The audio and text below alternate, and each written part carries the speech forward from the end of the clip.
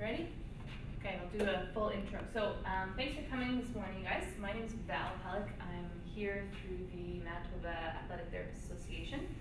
I'm an athletic therapist, and I also teach at the University of Winnipeg in the Department of Kinesiology, and I look after a lot of our athletic therapy students and their placements.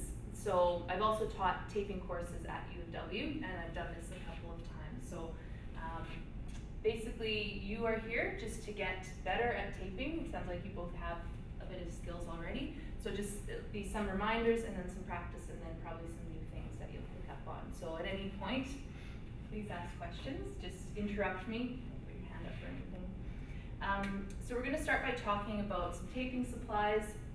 We'll get into what you should be doing as part of your pre-taping routine. So something, things you should do every time you tape to make sure you're doing it in a safe manner and you kind of understand why you're actually going to tape an athlete. Then what you should be doing after you tape. And then we'll get into doing an ankle. We'll do an arch. We'll do a wrist and a thumb. And we'll talk about some variations. And if you have questions about sport-specific modifications that you might foresee that you'll need or you've had athletes ask you about, then we can definitely talk about those, learn some different modifications, and talk about why you would do them. Okay, so why would we bother taping? And obviously, why are you here? And you both said you want to get better at it. You've had a couple of athletes ask you for taping. So an athlete might already have an injury and they want some protection for it. Sometimes the athlete will have had that injury recently, or it may have been like 6 months ago and maybe it's flared up, or they felt a little twinge or something, so they think, oh, well, if I put some tape on it, maybe that will help. It'll just, a lot of times, they just want it because psychologically it will make them feel better. So regardless if you think it will or not, sometimes, just spending 5 minutes and the $2 to put that tape on that athlete, that can be just the best thing because it puts their mind at ease, whether it's actually doing anything or not. Sometimes maybe your athlete might be injured. They go see a doctor or some sort of therapist and they say, yeah, you should be okay to return to play, but you should have this body part taped or have a bit of support. So it might be on like a little note. And if you're comfortable applying that tape, then by all means, go for it. And there's always a difference, are we preventing injury or preventing re-injury? So for the most part, if there hasn't been an injury, you really don't need to be putting tape on in most cases. It should be more if there has been an injury is when you want to use it. Because if you start putting tape on all the time, every athlete that wants it because maybe their teammate has some and it looks cool and you see that sometimes, you're going to run through your budget pretty quick because taping supplies aren't overly cheap. You can't reuse a lot of it, so it's going to get pretty expensive and you're going to waste a lot of your valuable time when you should be coaching, just putting tape on because an athlete wants to look cool like the other guys that have it. And then there's the question of how effective is it? So it really depends on how you apply the tape, what type of tape you use, how tight you do it, okay? For the most part, tape is applied too loose. So I would encourage you when we're practicing, and it's a bit different than when I do this with students at school because they are almost scared to put it on too tight. But I think for you guys, if you go, just try and do it like almost as tight as you can. Your partner, when you're practicing, will tell you, okay, that is way too tight, my fingers are turning blue. And then you know to scale it back. But you're almost wasting your time if you do it too loose, because as the person wears the tape, it will loosen up naturally as they start to sweat and that body part starts to get warmed up when they play. So you don't want to have to be reapplying it. So while you're practicing, go tighter than what you think, and then you'll get a feel for how tight, what your tension needs to be. It's rare that somebody who wouldn't normally be able to play because of an injury they can all of a sudden play when you tape their ankle or tape their wrist. It's only going to improve your performance so much. So if you have, you know, a fractured wrist, or you have an athlete who just came out of a cast the day before and they say, oh, just tape me up and I'll be fine, they're probably not going to be okay to play. But maybe if it's, you know, somebody with just a first-degree ankle sprain and, you know, they can walk around fine, you know, there's maybe just a little bit of pain, then maybe in that case, taping their ankle might actually help. So you have to think about what is their actual injury. You're not going to be able to save everyone with a tape job.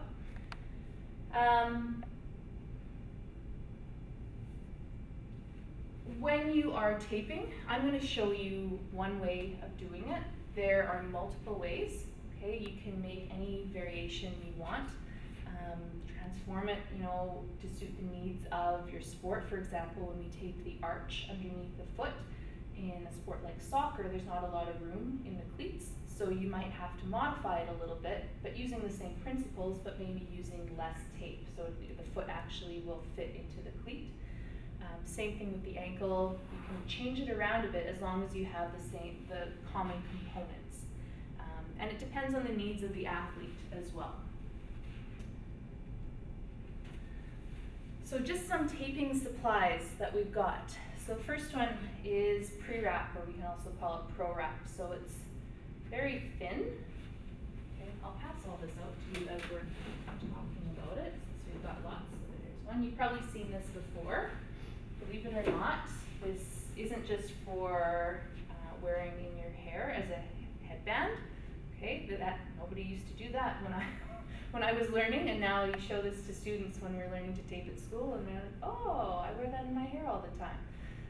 But this is just how it used to come, okay? Plain, boring, not team colors. Now you can get it in every single color. So this has no, it's not adhesive at all. It sticks to itself. It's actually compressed rubber, and it's just very thin. So you're not getting any support from ProWrap. This is mainly it's used as a barrier between the tape and the skin to increase comfort. So if you have guys that have hairy legs, okay, they love it when you use this because it's not going to feel good if you put tape directly on that hair. However, it's a barrier, so you're not going to get the same amount of stick, okay, with the tape because you've got this in between. Okay. So we're going to use it here just for comfort's sake, but you always want to think about, you know, can I get away without using it, because you will have better adherence with the tape. We got skin toughener. So have you used this before, sticky spray? So this isn't essential, but it does help the ProWrap stick to the skin. If you have an athlete also who gets very sweaty, or especially on the feet, we sweat a lot when we're playing sports, this can make the tape stick a lot better, do better adherence.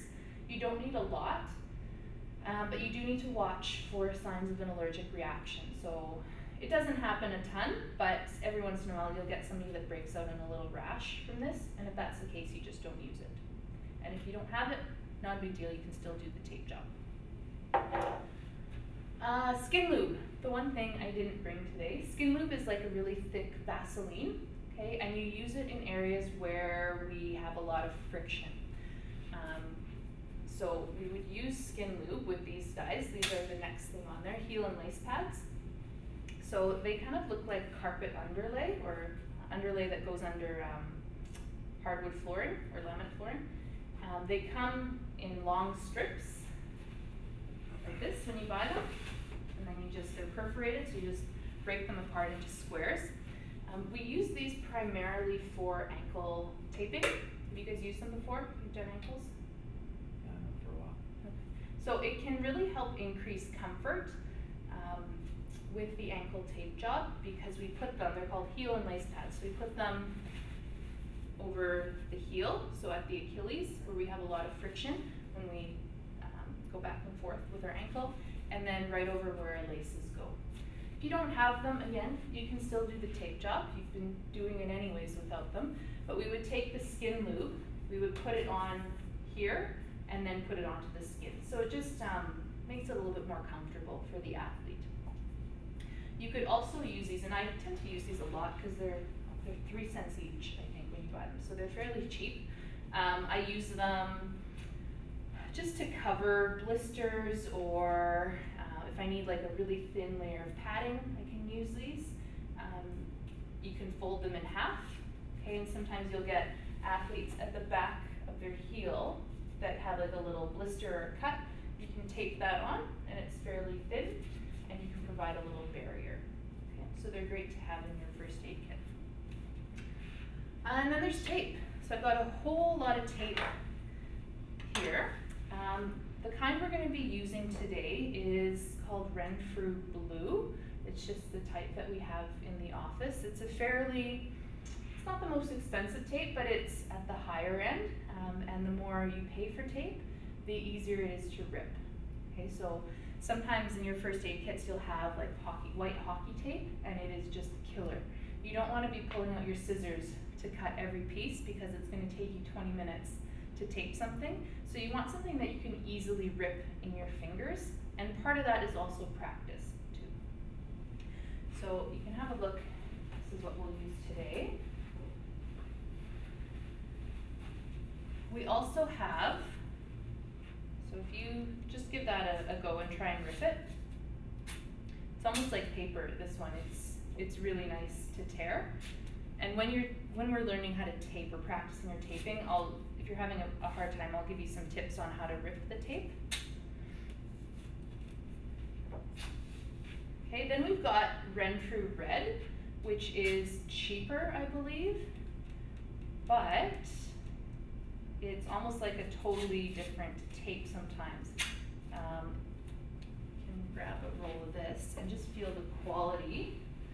It feels different, even though it's the same company. It's just a different grade of tape. I have students who have this in their first aid kits with their teams, and they constantly complain that it hurts their fingers, it's hard to rip, and it's just the stitching is different in the tape, okay, but essentially they look pretty identical, okay, but when you have them side by side, you can really feel the difference. Then the other one Steph gave me, it's called Jaybird, just a different type. Okay, I have no problem ripping it just because I rip tape quite often, but you can try this one and see what you think.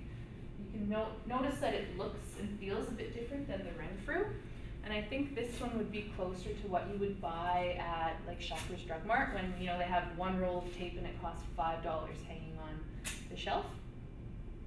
So it just has a different quality to it. You can also get Johnson & Johnson. That's the kind we use at U of W. And I believe that's the kind that a lot of pro sports teams would use, or probably the Renfrew Blue is what they would use for zinc oxide. And that's what this type of tape is. It's zinc oxide. The size you have here, this is 1.5 inches. It's your standard width. You can also get 2 inches, so if you were working with really large athletes or football players, you can cut down on the time you spend if you use a thicker roll. You can also get this in 1 inch as well. Okay, so it's really, the type of zinc oxide you buy is really going to be dictated by your budget and what you have access to. So some places where you could get these supplies in the city, most people go to Diamond Athletics, you go to Innovative Medical, that would be the other big place, that's on Henderson. Both places, if you're out of town, they do ship, so they could get it out to you. And both of those places, they do supply a lot of teams, so they're quite familiar with these products and have a pretty wide range. So when you're using zinc oxide, you would use these things together. Okay, so you would use your toughener, your Pro Wrap, and then zinc oxide. There is another type of taping system, you would almost call it, and it's fairly new. This is what a lot of, like the Bombers would use this all the time. This is called Power Flex and Power Tape. These two only go together. you don't use toughener with these. You have to have the Power Flex, which is the under wrap instead of pro wrap, and then the Power Tape goes over top of it. And they're quite different. I only have a roll of each, but I'll pass them around to you guys, and you can, if I can find the end. These ones, a lot of people prefer it because they tend to stretch out a lot less when your body part heats up once you start playing, so there's less stretch. But they can be more difficult to use. So you can just have a look at these and then pass them over to Dean and just feel how different they are. The Power Tape has some rubber in it, and they're not sticky. They're more cohesive, so they stick to themselves, as opposed to the white tape, which is more adhesive. It has glue on the back of it. So those are some things you might encounter. You might have an athlete who just shows up with some tape. So you want to be able to identify it and say, oh, okay, that's why it's not really sticking, because it's a totally different type of tape. And it is challenging to rip when you're not used to it. It's very different. Okay, then you can also have the brightly colored stuff. You could see it sticking out of Drew Willie's jersey last night from his shoulder. So this is becoming quite popular. It has different names. It's called K-tape or kinesio tape or rock tape. It comes in all different colors. You need scissors to cut it. And you also, I'm not trained in how to apply this. You apply it in long strips in a specific fashion to help certain injuries. So you wouldn't tape an ankle with this, but you might have some athletes just show up and say, oh, I have this, I saw somebody taped, can you put this on me? I'm not giving you any training in how to do this. I don't even really know how to do it myself very well. So it's kind of a specific course for professionals who would learn to do this. But it might be the case where your athlete is seeing an athletic therapist or a physiotherapist for an injury, and they've taped them, and if they can explain it to you, then for sure, go for it. If they can tell you. It's not difficult, you just need to know where to place the strips and which way to pull it. And it is a little bit, some of them are a little bit stretchy. What's the idea behind it? I think it just kind of lifts the skin, and then it can sometimes be a cue for the muscles to pull in a slightly different way, which can alleviate pain. I think there's different principles behind it, depending on which way you apply the tape. But like I said, I'm not trained in how to apply it, so I'm definitely not an expert in the K-tape world. And it is quite expensive as well. Like a roll of this, I think, can be anywhere from $10 to $15 to $20. Then you can get into elastic tape. So these zinc oxide tapes, and you could feel it yourself when you were ripping it, they don't have much give to them. There's no elastic in them, but they do stretch out. They're made out of linen, so when they get wet or when they're sweat, they do stretch. These tapes here, these ones actually have elastic. So this one's called Light Plast, so you can see how much stretch it has. These are great to have in your kit, however, they are expensive.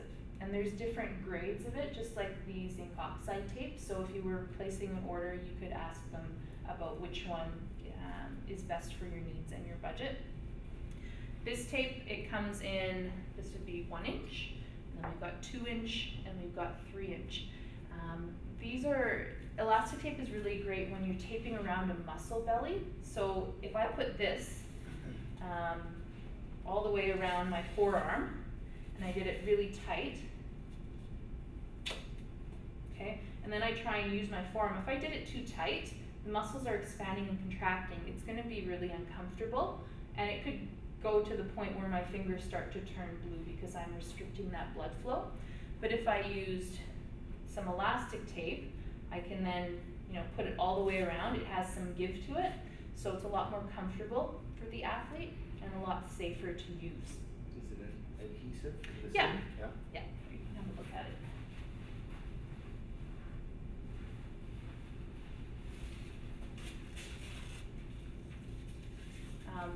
The 3-inch, we use this all the time if we are, say somebody has a quad strain and we've wrapped it with a tensor, and then we want to seal off the ends of the tensor instead of using the little clips that fall off. You would put this all the way around the quad, and that would seal it off. Same thing when we are taping an arch or an ankle. We can put this around the foot as an anchor point, and that way when the foot, when you step down and the foot gets bigger and splays out, this accommodates that and expands as well, whereas sometimes the white tape is really restrictive. But again, not essential. This is more of a nice thing to have that can accent what you're doing or complement your other supplies. With the elastic tape, you may have this or have seen this. This is called Elasticon, and we have different types of it. So you could go ahead and try and rip it with your fingers. It's pretty much impossible. It's super thick, okay? And you can see it doesn't have as much stretch to it, but it's almost like a really thick fabric Band-Aid. So you would need scissors to cut this, and you would use this where you want more support than with this elastic tape. This is quite thin and flexible, which is great for some things. We use this quite often if we're taping for Achilles tendonitis. With a knee tape job, we would use this because it is very stiff when you stretch it all the way out. Okay. This, however, is quite expensive. I don't even really know. I want to say it's upwards of $10 a roll. So you may not get this, but you might have an athlete that shows up with this and says, hey, can you tape my ankle? But you wouldn't tape an ankle with something like this. And then the last couple things you may see. This is Leuco tape. It comes in a fancy box, and if rolled tape comes in the box, it's probably going to be quite expensive. You would use this, kind of this for the same purpose as the thick Elasticon. It doesn't stretch at all. This is actually closer to what they use for taping in the UK and Australia. So when I lived in Australia and I was working with a rugby team, this is what they gave me to tape ankles with. And it's quite a lot thicker than your zinc oxide tape, but that also means it's stronger. So I can even feel it on my finger just from ripping it once. It's not the nicest. You would see this, so one of you said you had an athlete with a dislocated patella? Yeah.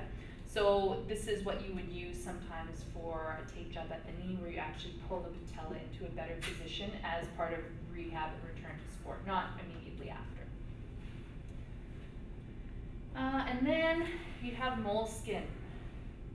So moleskin is another one that it's almost like a half tape, half padding. You would need scissors for this. It's soft on one side.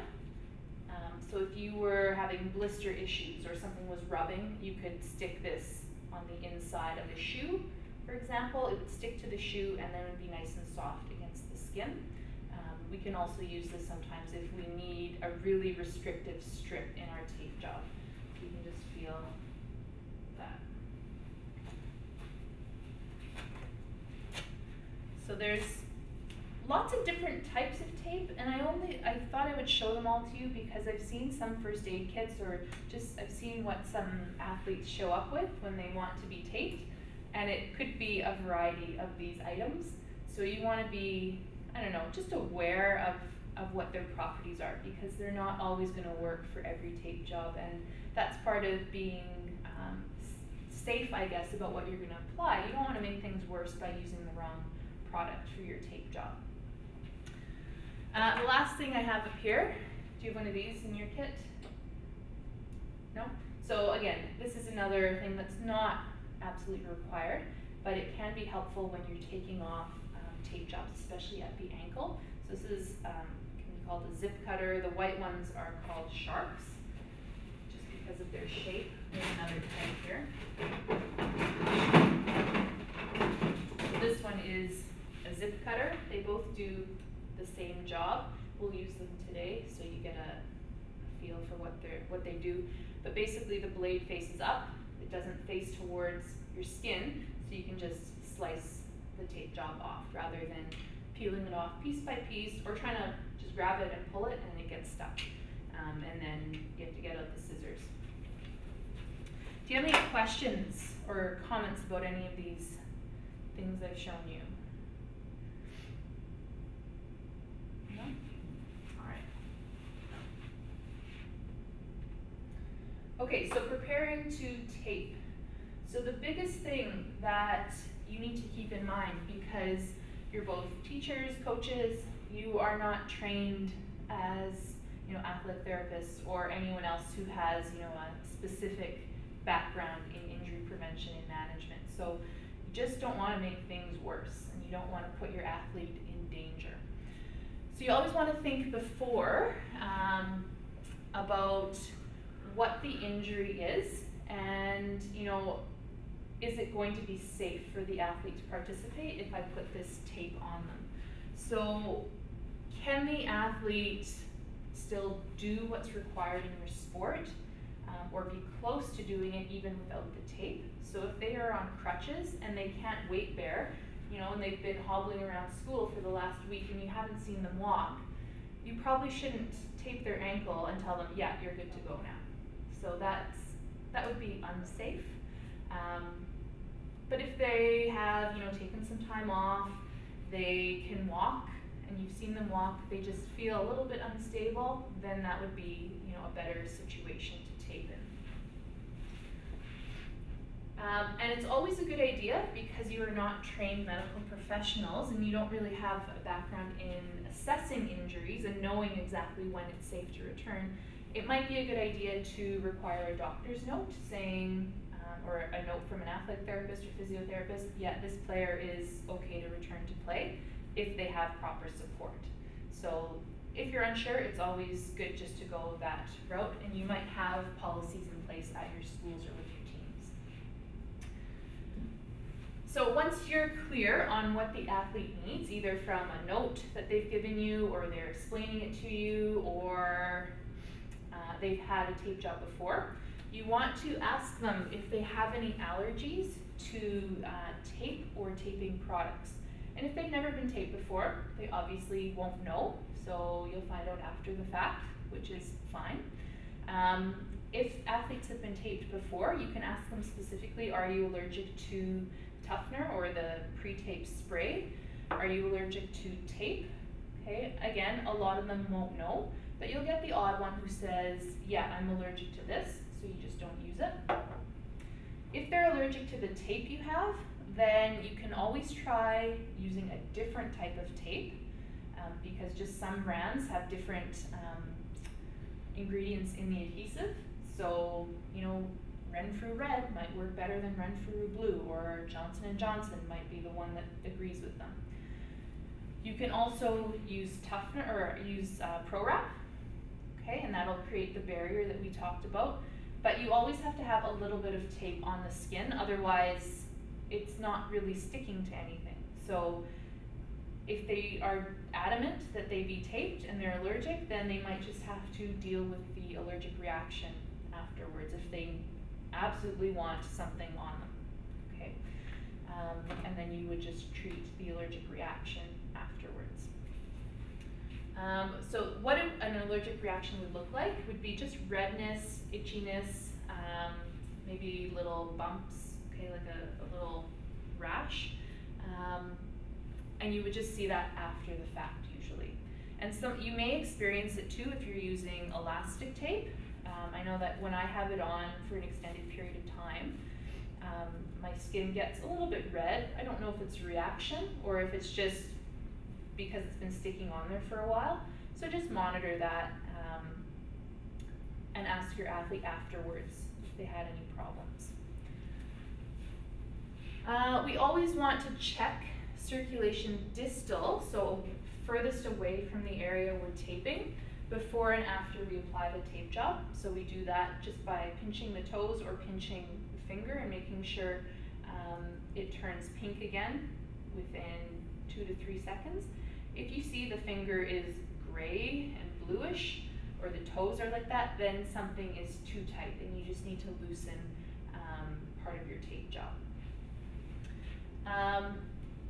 Keep in mind though, if the athlete says right away it feels a little bit too tight, it will loosen. So just try and get them to go warm up and then come back to you, and if it's still too tight, then you can loosen it. But I wouldn't jump in automatically and loosen it, okay? Unless their finger is blue, then it's way, way too tight. We always want to check the area that we're going to tape and see if there's any blisters or cuts or abrasions. So if you're putting on the spray, imagine you have this spray and it's just an aerosol in a can. It's almost like rubbing alcohol. If you sprayed that on a cut, it's probably going to burn and your athlete's not going to be too impressed with you. So you have to cover anything underneath. So it might just be a simple Band-Aid. If it's a blister, then you can cover the blister somehow, and that makes it comfortable for the athlete. But you could then put your spray on, you can then put the pre-wrap on and then start taping. So just make sure you look after that. One thing that's common when you haven't practiced taping very much is tape cuts, and it's just little horizontal cuts that come from, it would be kind of like right along the edge of where the tape is. That's fairly common, so again, you just have to cover it. There's nothing you can do after it happens. You can maybe adjust where your heel and lace pad is. It happens usually at the ankle. And then just confirm what your plan is. So have all of your supplies ready so that it's not taking you 15 minutes to do a simple wrist.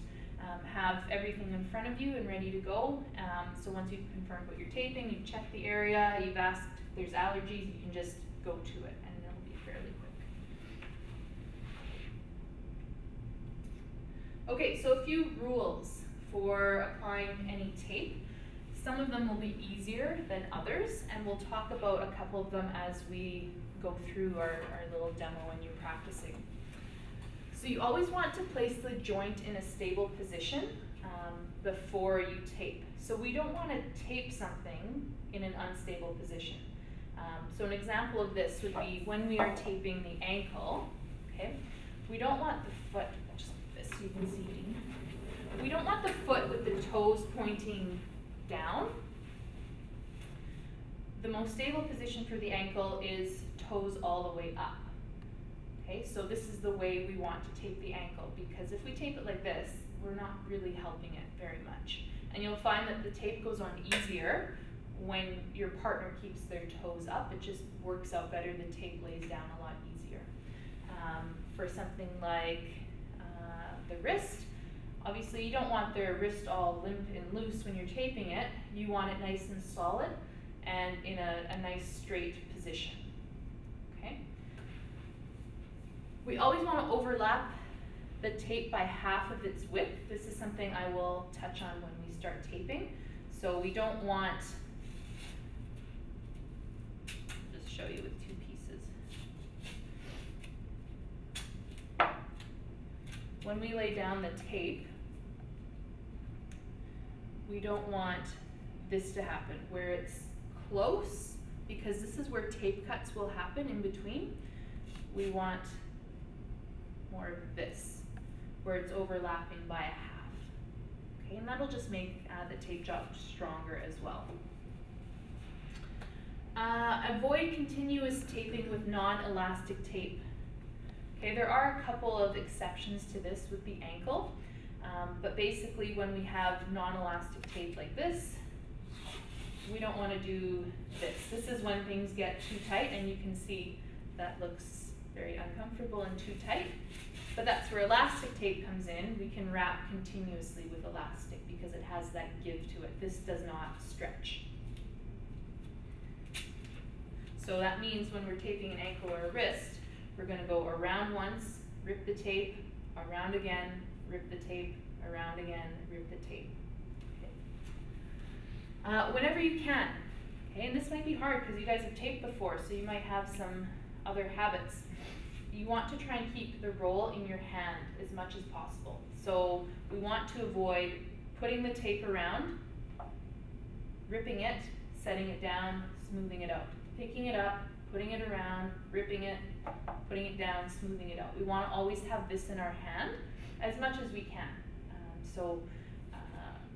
It just helps cut down on the time it takes, and it makes you a little bit more efficient if you can get to this point. But when you're practicing, I mean, you want to get the whole pattern down first. This is something that comes with time. As you lay down the tape, okay, so if I do this and I rip it, I don't want it to be all jagged on the edge and sticking up because it'll just come off. So I want to smooth it down, okay, so that the ends aren't sticking up.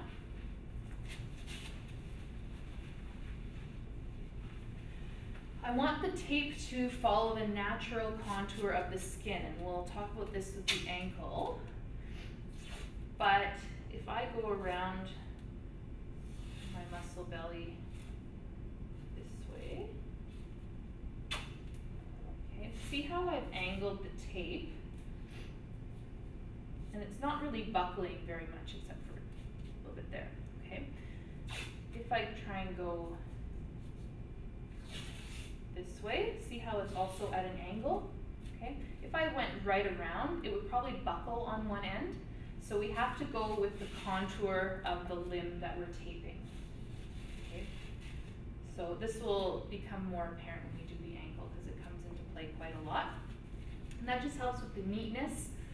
You want to keep things as neat and tidy as possible. It's hard when you're learning and you're not familiar with how to really do it. It comes with practice, but a nice, neat, tidy tape job, it obviously looks better, but it gives the athlete more confidence in what you've just done. If it looks good, well, they think this must be good, it's totally going to work, okay, as opposed to something that's an absolute mess. Maybe it's the same amount of support, but they don't connect that with their mind, okay? Use anchors to set boundaries and attach other pieces of tape. So when we tape, we're always going to have kind of if we do the wrist, we're going to have a piece of tape here and a piece of tape here, and we're taping in between. And that just helps us know where we're working within, and then we attach other pieces of tape to those boundaries, because tape likes to stick to other pieces of tape, not necessarily skin with nothing on it. Okay, so it just helps strengthen your tape job and give you some limits. Tape directly on the skin for maximum support. So when you can get away without using pre-wrap, then don't use this, okay, because you'll have a more supportive tape job. And don't apply tape if it's hot or cold from a previous treatment. So if your athlete has just had a bag of ice on their ankle, wait till that ankle comes back to room temperature before you put the tape on. Don't put it on while it's still cold. Same thing if they've heated up their wrist or their thumb or something because it was sore. You don't want to put the tape on while it's still warm to touch. Okay, so make sure the temperature is normal before you tape.